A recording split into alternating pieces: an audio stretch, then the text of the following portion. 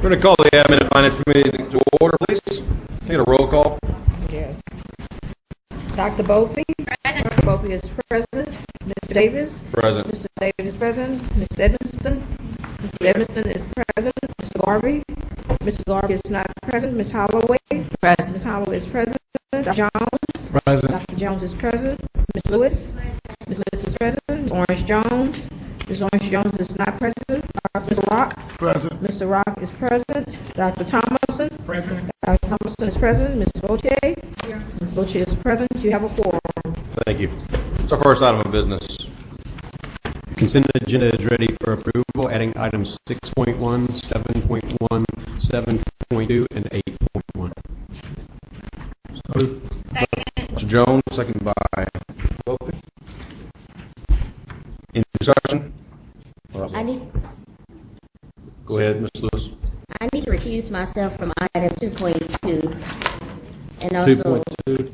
yes, LD contracts under 50,000 for LSU Ag Center, Health Sciences, and Public Policy Research, and also items 4.3 in the allocations. 4.3. Do we have any other recusals?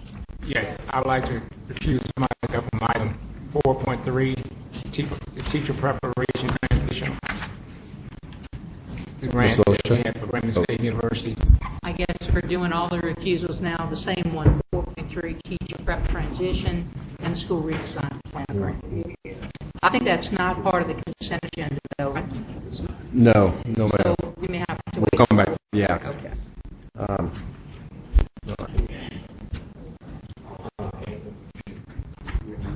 Have a motion yet? Okay. You have an objection motion? No objection. Passes. Next. On page 39, item 4.1, consideration of report from education and finance staff concerning type 2 and type 3 BHR school budgets and expenditure reports, including irregularities or concerns. The recommendation is to receive. So So Boucher moved. Need a second? Second. Dr. Thomason. And I do have cards. We'll go ahead and take comment card and go to the board for any questions. So, Ms. Lee Berrios.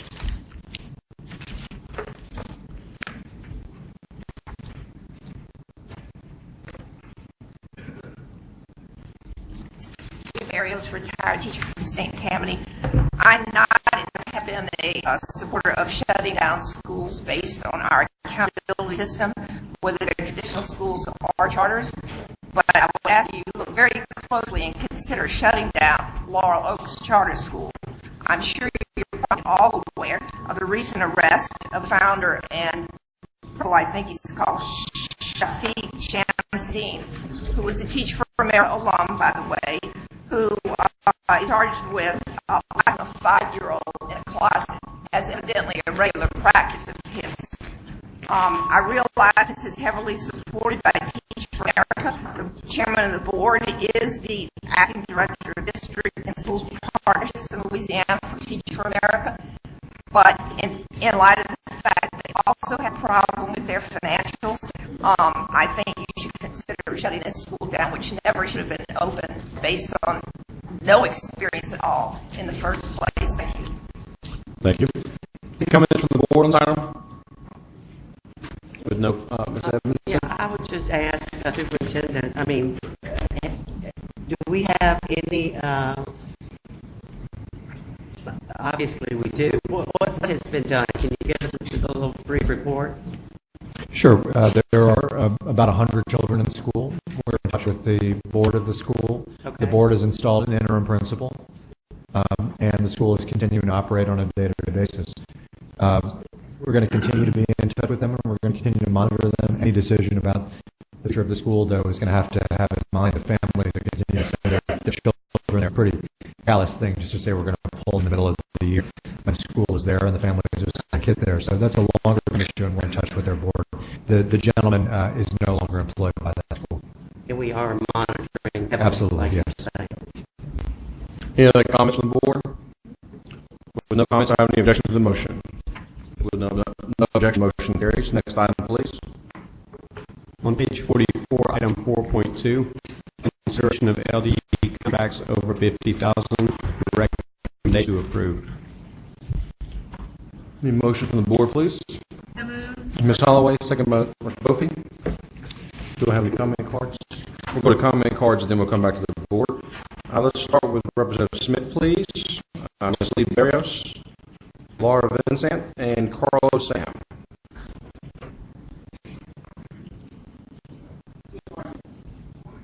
Good morning again. Am I to presume that in this particular item that the RFP for special schools evaluator is included? So that's what I want to speak on at this point in time. First, I want to ask the board, members of the president, are you aware that you are the board for the special schools? LSD and LDVI? And if you are aware of that, my question is this: why have they never before you, as your board, you being your board, to do the same thing that you require of others to do with schools that are failing? They never presented an improvement plan in public to the BESE board, ever. And I don't recall ever hearing BESE saying that we're going to call you before us because that's what we do to other school systems who have failing schools. Give us your improvement plan. What is your improvement plan? But you as BESE serve as the board for these schools, and they failed ever since we've had accountability. You need to reconsider what you do in reference to these schools. They need to come in public statements, just like every other school system has to do with their schools, and provide you with an improvement plan for these schools. As I said, it's never been done. I've been in the legislature for 15 years, and on the school board for 13, so I know, having been here before, it's never been done. So that's part of the issue that this RFP is going to be looking at now. And evaluators go in and look at LSD, LSVI, and special schools to determine where are the gaps. Why is it these schools are failing? Now, there's rumor out there from other people, and I would hope that no one on this board or anyone else says that folks want to close the school, because that is not true. These schools will not be closed. It's inherent upon you, and it's inherent upon the public to realize that these children who attend these schools have the ability to be great. And I say that because I point two young men sitting behind me who are culturally deaf from birth, who have teachers, who work jobs, who make money, who pay taxes. But yet, in most of our schools for these children, there isn't that kind of expectation. So, when this evaluator comes in, I am praying that there will be some true conscious decisions made on how to change what happens in all of our special schools, LSVI, LSD, and how we change children who are in other public school settings who are culturally deaf, hard of hearing, deaf, blind, or disabled. If that doesn't happen in this RFP, and those evaluators don't come up with some changes that need to be made, you've wasted your money. Totally wasted your money. So I would like to ask the superintendent if he could tell me a little bit about who the contractor is, if we can discuss that now, and how they plan, or what is the plan in place. Superintendent. Thank you. I know typically we don't take questions, but I believe I'll answer the representative's question as I'm very accustomed to answering the representative's questions.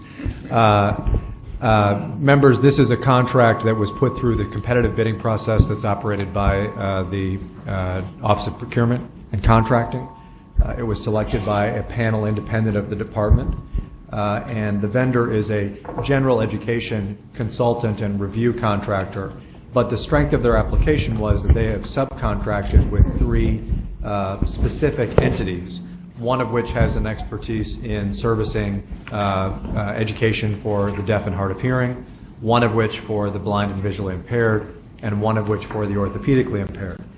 They will be working with my staff and with the staff of the special school district. They will also be consulting with advocacy organizations, some of which are represented here in the room today. And based on that, they will be doing on-site as well as analytic reviews of those schools within the special school district, those 3 schools, over the course of the month of November and December. Subsequent to that, they'll develop a report, and the objective of that report is to inform what Representative Smith was talking about, which is a plan under Title I for the improvement of those schools submitted to the department and therefore to you as any other DRF-rated school under the comprehensive support provision of ESSA is required to do. My hope is that the plan will be strong enough, that it will be research-based, it will meet the criteria of the federal law, and that it will earn state approval and potentially even state grant money in order for it to be implemented over the course of the next several years. I think this transparent review, which, by the way, somewhat to Representative Smith's questions, you always have the ability to commission a report. You have the ability to review it. You have the ability to interview the contractor, if you like. I hope that it will generate good, positive momentum in the schools, and I have expressed that to the superintendent of the special school district and his team. Thank you, Superintendent. Thank you. Thank you, Representative Smith. Thank you. Ms. Barrios? Lee Barrios, retired teacher from St. Tammany. There are 2 contracts that I hope that you'll look a little bit closer at. I always beat up on TFA, and once again, you have a contract to TFA for $580,000. The first question is, why are IDEA funds being used to partially fund this? I think that's a question that a lot of special ed people have been asking about other things too. I looked up, I happen to see that Teach for America South Louisiana has a list of donors on their website, and some of those donors include traditional school districts, which shocked me, and several charter schools and the Department of Ed. They're termed donors at different levels of donation. I randomly chose one of the school districts and filed a FOIA and asked, what does this mean by donor? How does that work with you all? And I got a response from one, which I won't name, from the superintendent, which said that TFA has pulled out of our pairs this year due to lack of candidates to provide us. I'm not sure how it's considered a donation, but we must pay them $10,000 for every teacher they provide us. That's in addition to paying the teachers, and you probably know this, and in addition to these grants that they're given, or donations, as I suppose Teach for America calls it, probably for IRS purposes. I also sent you last night, which you probably didn't have an opportunity to look at, to look more deeply, defer your decision on the Bloom Board contract, which is for $890,000 plus dollars, close to $1 million. Also, why is it being partially funded by IDEA? What I pointed out were that the CEO, the co-founder and president, and the chief learning officer are all people of the banking business and investment businesses. And the chief learning officer, her prior employment was with, it's called PUC, but it's Officer Partnerships to Uplift Communities. It's a charter management organization which partnered with other CMOs, I believe, in California. She has a degree in ed technology. If you look up the training that they used, which I presume that she will use or assimilate here, it's an online sort of teacher professional development training. This is another move away from our professional educator degrees offered through our universities. This contract, and I also question why it's funded partially by IDA funds. I ask that you defer the decision on that until you've had a chance to look into this company. Thank you. Thank you, Ms. Barrios. Mr. Sam. Good morning. My name is Carlos Sam, Superintendent of East Feliciana Public Schools. It is with pleasure that I speak to you on behalf of Teach for America. My school district, East Feliciana Schools, has 13 active core members between the elementary and the high school, with a total of 8 alumni members who serves in various capacities throughout the district, including principal, assistant principal, master teacher, mentor teacher, and various other leadership roles. As a superintendent of a rural school district, we face unique obstacles and challenges in our quest to recruit and retain an effective talent pool. There's no question we suffer from a lack of human capital in East Feliciana. A recent analysis published in the Washington Post Answer Sheet blog offers promising ideas to recruit hard-to-fill teaching positions. It specifically highlights Teach for America as an organization that successfully attracts applicants to teach in hard-to-fill schools in rural school districts. With a total of 13 employees from Teach for America, they have a positive impact on our local community in East Feliciana by actually residing in the school district they work in, and some have even started families in East Feliciana Parish. Because these teachers are committed to our school district, they help us build a strong community and foster a high level of student achievement through their new ideas and commitment to teaching and learning. It is my intention to continue to hire additional court members for open positions in the future. In fact, the need for teachers was so great this past school year, Teach for America could not meet all the district needs this past school year. I want to strongly recommend that BESE continue to invest and continue to support Teach for America for East Feliciana and Louisiana's future. First and foremost, they help diversify my school district.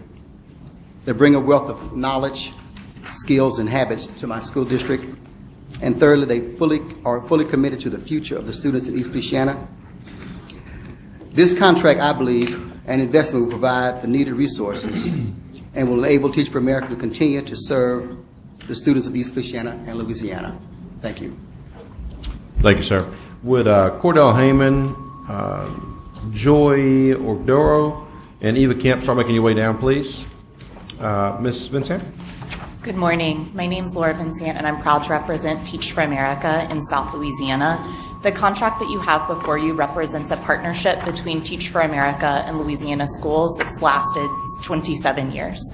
This contract supports the recruitment, ongoing support, and training for 268 educators across 12 parishes in this state. Of this cohort, 25% are placed in rural parishes, and the contract that's before you today helps us offset the cost of placing those corps members where private funds are harder to find in those rural parishes. Superintendent Sam was just speaking to this. Our teachers are really diversifying the teacher pipeline in Louisiana. For the greater Baton Rouge region, 57% of our teachers identify as people of color, and a third of them are themselves first-generation college students. Our ongoing support has led to strong principal satisfaction, some of which you just heard about. 90% of principals, our partner principals, name themselves as highly satisfied with Teach for America, and 100% of our partner principals said that they would hire another corps member if given the opportunity to do so. We're grateful for this continued support, and we look forward to continuing our partnership with the Department of Education. I do want to name, I represent the South Louisiana region. Joy O'Grove is here representing the greater New Orleans and Louisiana Delta parishes. Thank you. Make sure your green light's on. Got it. At this time, I'll waive my rights, and I'll have the floor and say thank you so much. Thank you.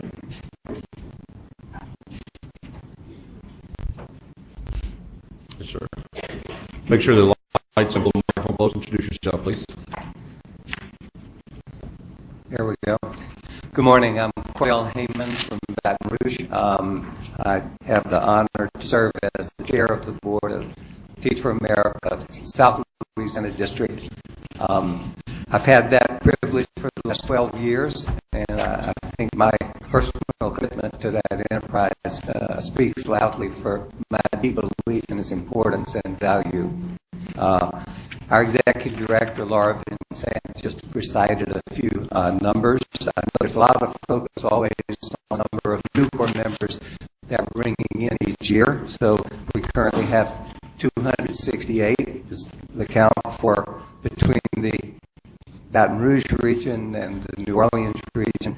But there are another 450 or more teaching in classrooms here who have completed their first 2 years of service and have continued to teach in our state.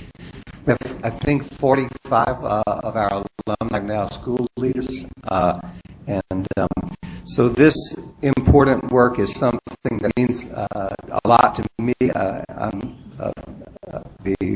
one of the leaders of a major industrial company, and we know the importance of workforce development. And for me, the preparation of the next generation in our education system is the core enterprise of workforce development. So I thank you for your support of this grant in the past, and I urge you to renew it this year. Thank you.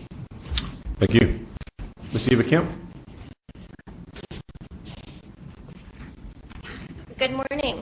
I know most of you know me as the State Director of Democrats for Education Reform, but at the table as a Teach for America alum. In fact, 10 years ago, after I graduated from LSU, I stayed around Louisiana and was starting my first year as a fourth grade teacher at North Highlands Elementary here in Baton Rouge. 2 years after that, I moved out to East Louisiana Parish and continued my career in education as a literacy coach at Jackson Elementary. So I just wanted to come in front of you this morning and express my support for the Teach for America contract and continued work in our state. Since working in East Louisiana and in East Baton Rouge Parish, I've stayed in the education field in a variety of different roles, as have several of my fellow alumni. I've worked here at the Department of Education in the Recovery School District and as Senator Landrieu's education advisor in D.C. And since that time, I've now served as the state director for TFER, as you all know. My support for Teach for America as a core member and an alumni is rich, and I am one of many who sees that our impact on the state is significant. So with that, I just wanted to express support this morning, and thank you for your time. Thank you very much. Board members, do you have any comments on any items? Ms. O'Shea? I just have a question. The superintendent, on that, was the last contract, the loan board for the $890,000 for this initiative, was that an RFP sent out to all the universities as well? By any chance? Oh, yeah, that was publicly available to those. Okay, did any of the universities, I guess, submit a proposal to train our mentor teachers, content leaders? I don't know whether or not any universities submitted to respond to that, but the process that goes through the competitive bidding process is done by the Division of Administration and overseeing that. Okay. Because I too would have liked to have seen maybe some of our universities to say take up that particular goal of training the mentor teachers and content experts. I don't know if that's small, but and I would hope that as we proceed into the future that we begin to develop those relationships a little bit more closely with our statewide talent, with the professors in the universities that we have here in Louisiana. Thank you, Mr. Chair. Mr. Chair, I just have a question about that as well. So the colleges and universities are free to do that. Is that correct, Superintendent? They are. You're talking about training thousands of teachers, so I think that it would be for an institution that has a regional focus rather than a statewide focus across thousands of people that might be a challenging thing. But it certainly is open to them, and I agree that it should be open to them. And then there's a competitive process that's run independent of the agency. So our communication to them is such that we would welcome them if they felt that they could handle the number of people that needed to be trained. Absolutely. And also, I think nobody is more aware of the initiative, as you know, to have mentor teachers than our universities. They're well briefed on that. I do think our universities that are involved with teacher education deserve great credit. Yeah. As you know, they're in the middle of overhauling their own curriculum and developing their own staff in line with that. I can't speak for them, obviously, but if there's any reticence to get involved in something like this, it may be partially because of that. Okay. Thank you. Thank you, board members. Before we take our vote, I do have a few cards that did not wish to speak, but are in recommendation for item 4 here. Teach for America, Jared Williams, Katie Walmsley, Alexandra Gray, Anna Parker, David Alexander, as well as Mary McCrossan. So I want to read those into the record in support of, but not wishing to speak. Any other comments from the board? With no other comments, is there any objection to the motion? With no objection, motion carries. Next item, please. On page 64, item 4.3, consideration of federal, state grants and allocations to LEAs, Type 2 charters, Type 5 charters, approved non-public schools, and community-based organizations, competitive and other. Recommendation is to approve. The executive recommendation and additional backup on this item was added on October 13th and handout distributed. And next point, Mr. Chairman, I'd like to accuse from 4.3 the 2 grants, teacher prep transition, and the school redesign. And Yes, for the record, the recusal. Also, recusal?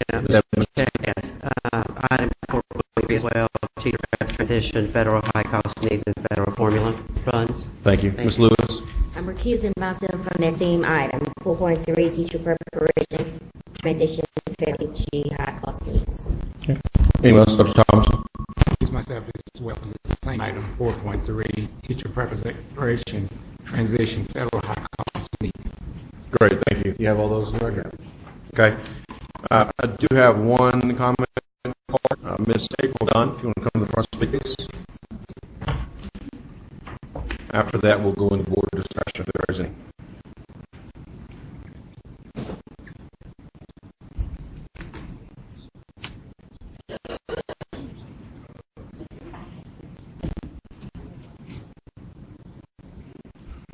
Good morning.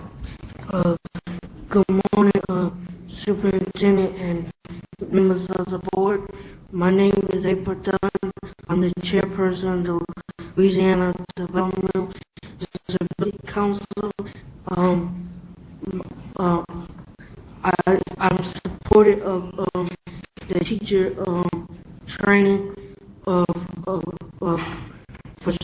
special ed education. My main concern is,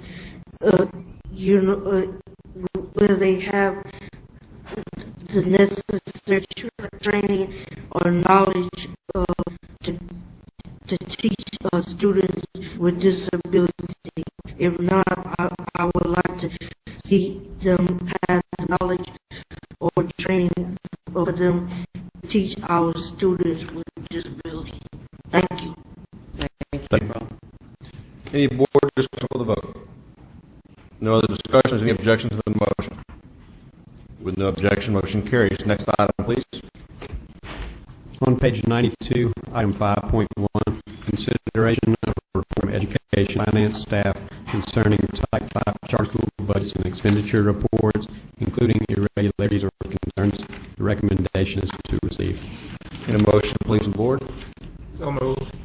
Moved by Mr. Thompson. Is second? Second. Mr. Bofi? I have one comment card, then we'll go to board discussion. Ms. Barrios. You pass, thank you. All right, we need to discuss from you. No discussion from the board. Is there any objection to the motion? No objection. Motion carries. Next item, please. On page 97, item 5.2, consideration of varsity contracts and leases of $50,000 and over. Recommendation is to approve. Motion, please. Ms. Holloway? Mr. Rock? Second. Any discussion? With no discussion, any objection? I have a question, Mr. Chair. Okay. Superintendent. So, explain to me once again, John, about RSD wrapping up in New Orleans, and I know we have the entity in Baton Rouge. Could you go over that again for me, please? Of course. So, as of July 1, 2018, the Recovery School District schools that are in the city of New Orleans will now be governed by New Orleans Parish School Board. There will be a small number of schools in East Baton Rouge Parish that remain under the authority of the RC, and there is one in Caddo Parish. You may choose over time, but it's going to be at the discretion of this board as to whether or not eligible schools continue to come under the governance of the Recovery School District.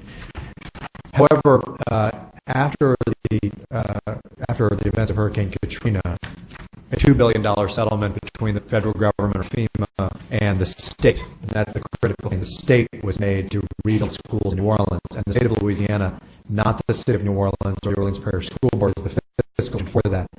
What that means is that so long as dollars keep flowing, the state will have to serve in the role of the fiscal agent. And most of those dollars have been spent. Most of those buildings have been rebuilt. But, for example, there are reconciliations that Ms. Bocha will know quite well that necessitate that as basically money is spent and we learn new things about what buildings were destroyed, the federal government will continue to give us a little bit more in smaller increments over time, and that will necessitate that the state and you provide oversight of the contracts that are used to spend those dollars. You won't continue to see large numbers of those, but you'll continue to certainly see some of these contracts come in front of you probably for the next several years as the reconciliation dollars come into effect. However, at some point in the next several years, money stops flowing, and you will just see local dollars going toward facilities repairs in New Orleans, local villages, and so on. That will not come under your purview and does not today. So you will see increasingly small increments of money, lower numbers of contracts, but it will go on for several years because of the need to reconcile what FEMA owes the state as we go forward in the process. Okay, thank you. The leases that we're talking about of $50,000 or more, are those?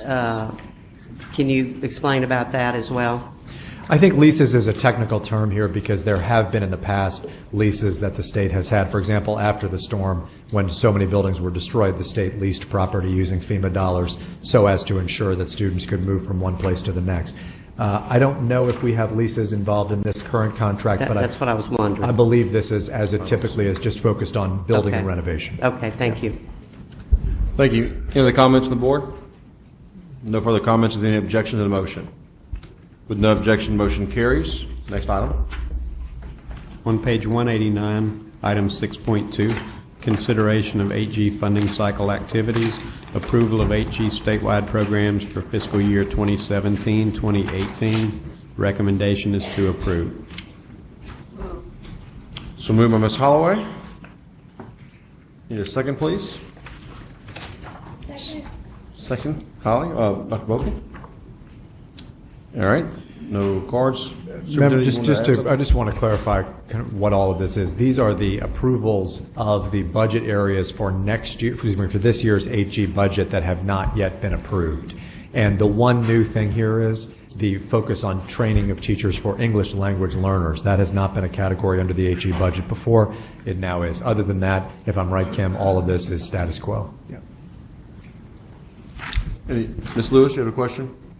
Yes, on page 218, under 2018-29 priority areas, I think I've been in various discussions with the superintendent, BESE staff. That's the next item. Oh. We'll come back to you on that. Oh, all right. I'm sorry. That's I thought okay. it was all in one motion. She's having a hard morning. Anything else on this item?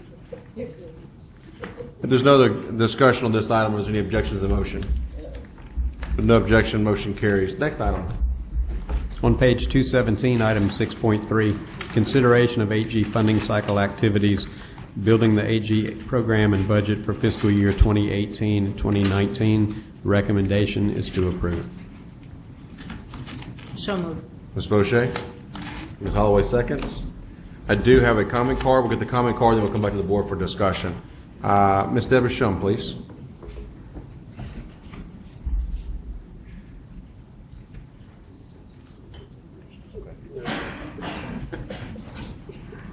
Good morning.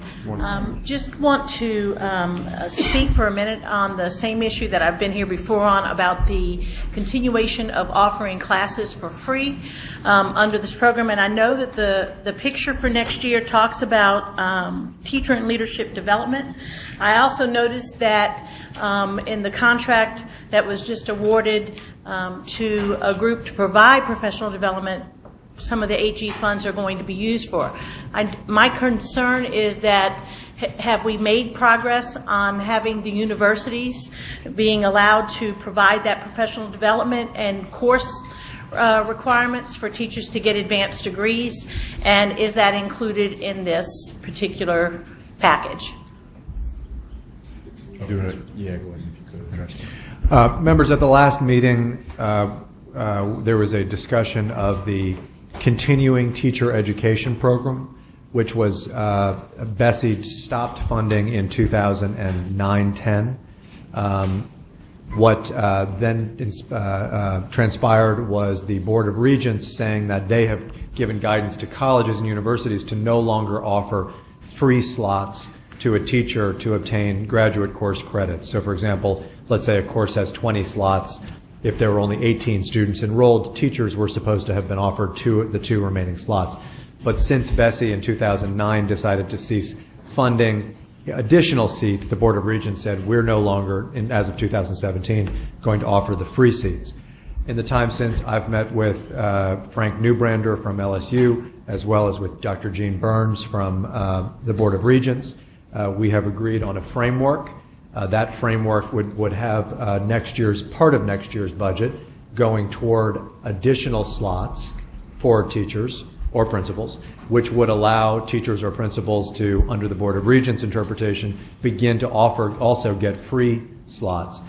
You are only approving at this stage, because this is now, you're talking a year away, you are now just approving categories, as Ms. Shum mentioned, and what I just described is fully in line with the categories that Ms. Shum alluded to that you've already approved. Thank you, Superintendent, for clarifying that. Thank you. Ms. Shum, does that answer your concern? Yes, that's what I wanted to make clear. Thank you. Also, I have Jenny Ellison of the Lafayette Parish School District, not wishing to speak, but supporting recommendation for AG. Any other discussion from the board? Ms. Lewis? Thank you, Mr. Davis. Sorry, I was out of order. I'm kind of off this morning. Under the 2018-2019 priority areas, I know I've been in discussion with the superintendent, the BESE staff. We have several statewide STEM initiatives that's kicking off. I'm representing BESE on the Louisiana STEM Council that Senator Hewitt initiated in the last legislative session, and I really would like to add or modify that last bullet. Instead of technology and innovation, I really would like to make sure that it's inclusive of STEM initiatives, science, technology, engineering, math initiatives, and innovation. Just to make sure that any initiatives, different projects that do come up, that it's within those 2018-2019 priorities. So, I guess I'm going to look to staff or other board members for guidance on this. Are you looking to make an actual change right now to this item as it moves in, or just for notification for superintendent department to make sure that's inclusive? No, I want to explicitly make a change to the item to include STEM initiatives, and not just technology and innovation, but science, technology, engineering, math. Okay. Initiatives and innovation. The wording? We can. You know, the other way of doing it, and we, Ms. Lewis, is we could just note that STEM initiatives qualify under college and career readiness, teacher and leader development, and technology and innovation. And that would just be another way of doing it that would give us a broader amount of money available for different types of STEM investments. I'm open to either. I can guarantee you that, and Ms. Lewis and I both sit on the committee, the council, that I think it's important that we do prioritize this, but I'm open to the board's discretion on this. I don't think probably. I just want to make sure with the auditing purposes, I don't know if Dr. Triple can talk about this, but I just want to make sure that, you know, that any of those areas would be included if we didn't explicitly say that under priority areas. It sounds like we have that covered at this point, Ms. Lewis. So we have it covered? Okay, great. Thank you. Good. Thank you very much. Duly noted. We'll make sure those are noted moving forward. Any other discussion from the board on this item? With no other discussion, is there any objection to the motion? With no objection, motion carries. What's the next item, please? That concludes your agenda. We'll convene in 15 minutes for the next meeting. Thank you.